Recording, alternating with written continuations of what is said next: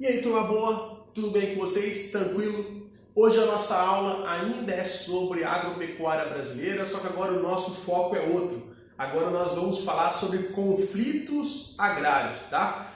Conflitos agrários são conflitos, problemas que acontecem no campo, tá? Disputa, conflitos, tá, pessoal? Entre pessoas e agentes sociais que acontecem no campo. O Brasil é um país com muitos conflitos agrários, inclusive conflitos violentos e bastante sanguinários. Eu vou explicar isso para vocês nessa aula, tá, pessoal? Mas antes de tudo, eu quero contextualizar com vocês o porquê que o Brasil é um país de conflitos agrários, ou seja, de disputas, tá, que ocorrem no campo. Pessoal, o principal causador, né, de conflitos agrários, de problemas no campo no Brasil, é a concentração de terras. Só existe conflito agrário em um país que tem concentração de terras. E o Brasil é o campeão no mundo em concentração de terras, automaticamente em conflitos agrários, tá? Pessoal, no Brasil, aproximadamente 90% das terras agrícolas estão na mão de menos de 1% da população. Ou seja, é muita terra na mão de poucas pessoas. Nós podemos chamar esse fenômeno de ou concentração de terras, que é um nome ao pé da letra, popular, inclusive dá para entender a própria expressão, ou nós podemos usar a expressão geográfica. Nós chamamos de concentração fundiária. Concentração fundiária ou concentração de terras significa a mesma coisa, tá, pessoal? O Brasil é campeão em concentração fundiária, em concentração de terras, tá? Repetindo, mais de 90% das terras agrícolas estão na mão de menos de 1% da população. É muita terra para pouca gente e isso é uma desigualdade, tá, pessoal? Isso é uma forma de desigualdade.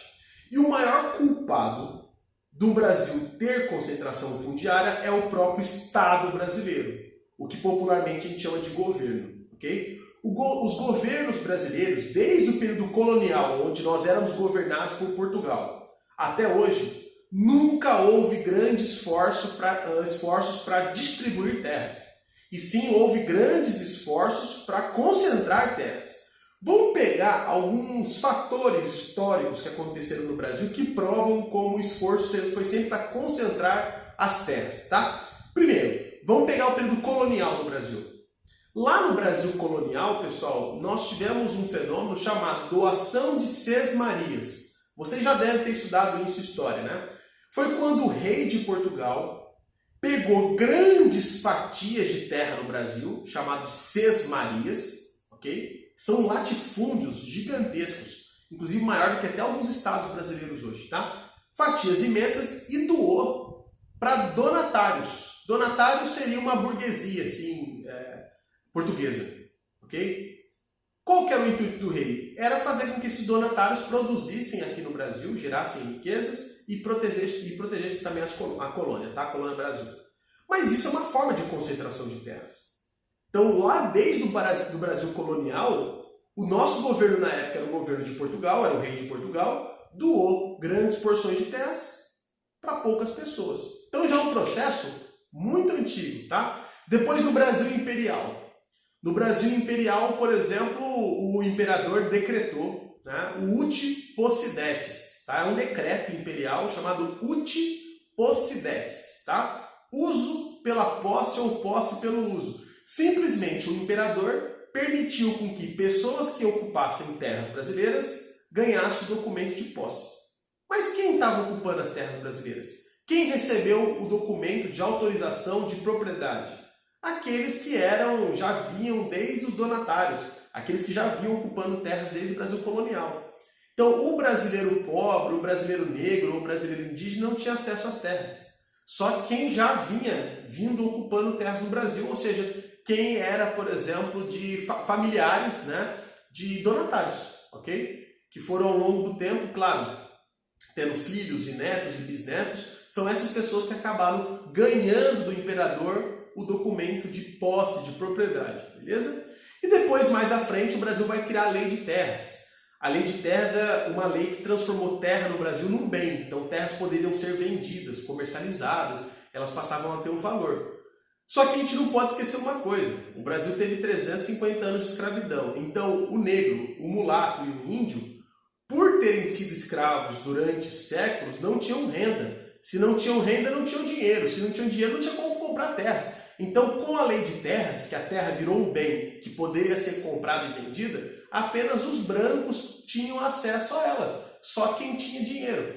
Quem basicamente foi escravo ou teve familiares escravos, não tinham dinheiro suficiente para comprar terras. Então, assim, pessoal, estou narrando alguns fenômenos, ok? Que eu não quero que vocês decorem, que são fenômenos históricos, afinal de contas, mas que eu quero que vocês entendam como que o Brasil chegou nessa situação atual. Então, o Brasil é um país marcado pela concentração de terras, pela concentração fundiária. E essa concentração fundiária tem como principal causador o Estado brasileiro. O Estado brasileiro sempre colaborou para a concentração de terras, o que é ruim, com certeza, tá? E o Estado brasileiro nunca fez a reforma agrária. Reforma agrária seria pegar terras que não estão ocupadas, pegar terras improdutivas ou pegar terras que estão na mão de pessoas injustamente, a gente vai falar disso nessa aula ainda, e distribuir para famílias pobres, carentes, para distribuir por camponeses. Isso é reforma agrária, ok? Então é você tomar terra improdutiva, o Estado deveria tomar terra improdutiva, que não tem produção, tomar terra que está na mão de pessoas de maneira ilícita, irregular, dividir em pequenos lotes, em pequenas propriedades e distribuir para famílias camponesas. Isso é reforma agrária. O Brasil precisa muito disso. Mas o Estado brasileiro sempre ajudou para a concentração e nunca ajudou para a reforma agrária. Por isso nós somos o país com a maior injustiça no campo no mundo. Beleza? Pessoal, vamos lá. Hoje, a questão agrária do Brasil, ou seja, os conflitos por terras, os conflitos no campo, são marcados principalmente por dois agentes, tá?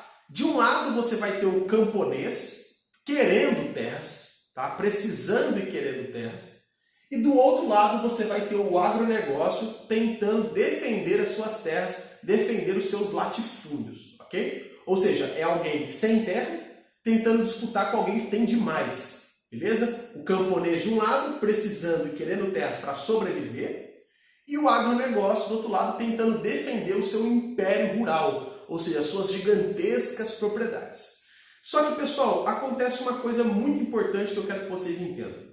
Infelizmente, no Brasil, muitas terras que estão na mão do agronegócio, do grande produtor, são terras ilegais. Como assim, professor? Infelizmente, pessoal, ocorreu um processo no Brasil, e acontece ainda, inclusive, um processo chamado grilagem. Grilagem é quando você falsifica um documento de posse de terra, ok? Então, por exemplo, o cara cerca uma área, começa a produzir ali, só que para ele não perder essa terra, para não chegar um órgão do governo fiscalizar e ver que aquela terra não é dele, ele falsifica um documento. Ele preenche um documento de terras, ok? E diz que é dele. Mas é um documento falso. Ele nunca comprou aquela terra e nem foi passado de pai para filho. Ele falsificou um documento, tá? Esse fenômeno, a falsificação de documentação de posse de terras, é chamado de grilagem, ok? Por que tem esse nome? Porque antigamente, pessoal, quem ia falsificar o documento colocava esse documento preenchido dentro de uma caixa com grilos. Porque os grilos soltam uma substância que deixa o papel amarelado, duro, com aspecto de envelhecido. Com o papel envelhecido, dava um aspecto assim maior de que aquele papel era real, ok? Por isso que fica o nome de grilagem, beleza? Mas nada mais é do que a falsificação de documentos de posse de terras, beleza? O camponês, ele luta principalmente contra o agronegócio, do qual ele sabe que falsificou terras. Okay? Isso é bastante importante. Mas vamos lá. Essa concentração de terras que aconteceu no Brasil já desde o Brasil colonial piorou muito a partir da década de 70. Década de 70, como nós já estudamos, foi quando a Revolução Verde entrou no Brasil. Então, na década de 70, o Brasil vai passar por uma modernização do campo ou uma mecanização do campo. Só que essa mecanização do campo foi muito injusta. O grande agricultor, ou seja, o agronegócio, tinha acesso à mecanização. Então, ao ter dinheiro, tinha acesso às máquinas, com acesso à máquina, produzia mais. O pequeno agricultor, o camponês, não. Como ele não tinha dinheiro, não comprava máquina, como ele não compra máquina, a produção dele é menor. Então, a modernização do campo brasileiro afetou de maneira desigual o pequeno e o grande agricultor. O grande agricultor vai passar a ter as máquinas, o pequeno agricultor não, tá? Então vai gerar uma concorrência desleal. Essa concorrência desleal vai gerar a falência do camponês, que vai ser obrigado a vender as terras para o agronegócio, ok? Subordinação do camponês. Qual subordinação? Ele vai ser obrigado a entregar as terras, a vender as terras para o agronegócio. Ao vender as terras para o agronegócio, no Brasil cresce a concentração fundiária. Então, os grandes agricultores passam a dominar as terras no Brasil. E dominam, viu, pessoal? Mais de 70% das terras agrícolas do Brasil estão na mão do agronegócio. Apenas 30% ainda se encontra na mão do camponês. Mas a cada ano, o camponês sem máquina, com concorrência desleal, ele é obrigado a vender as terras para o agronegócio. Beleza? Então, os conflitos agrários no Brasil têm como causa a concentração de terras. E essa concorrência desleal provocada pela mecanização do campo vai acentuar esses problemas. Hoje, o objeto de luta do camponês é essa: reforma agrária. Eles querem que no Brasil haja uma distribuição legal, justa de terras, coisa que não existe. Beleza, pessoal? Isso é bastante importante para nós. Tranquilo? Mas quando o camponês ele fala de reforma agrária, ele fala de uma reforma agrária completa e real. O camponês ele quer além de terras. Além das terras, ele quer também que o Estado, o governo brasileiro, dê para ele financiamento e assistência técnica. Não adianta eu entregar um lote para um camponês que ele não vai conseguir concorrer com o grande agricultor. Ele vai voltar a vender os lotes. Inclusive no Brasil aconteceu muito isso. Do Estado oferecer um lote para o pequeno agricultor, para o agricultor camponês, e depois de um tempo o camponês ser obrigado a vender o lote que ele ganhou. Porque afinal de contas, pessoal, não adianta só a terra. O camponês ele fala de reforma agrária real e completa porque além do lote, ele quer que o Estado dê para ele financiamento, ou seja, crédito, dinheiro, para ele começar a lavoura. Só que um crédito, pessoal, com juro baixo, que ele consiga pagar depois o Estado, ok? Ele quer assistência técnica. Ele quer que o Estado brasileiro ofereça veterinários, agrônomos, para dar assistência, o suporte suficiente para ele começar ou a pecuária ou a agricultura. Sem dinheiro e sem assistência, sem suporte, o pequeno agricultor não vai conseguir produzir. Ele vai ser obrigado a doar, a vender as terras que ele ganhou, que foi doada a ele, tá? Além do lote, além de apoio financeiro e apoio técnico, o agricultor camponês, ele também quer infraestrutura.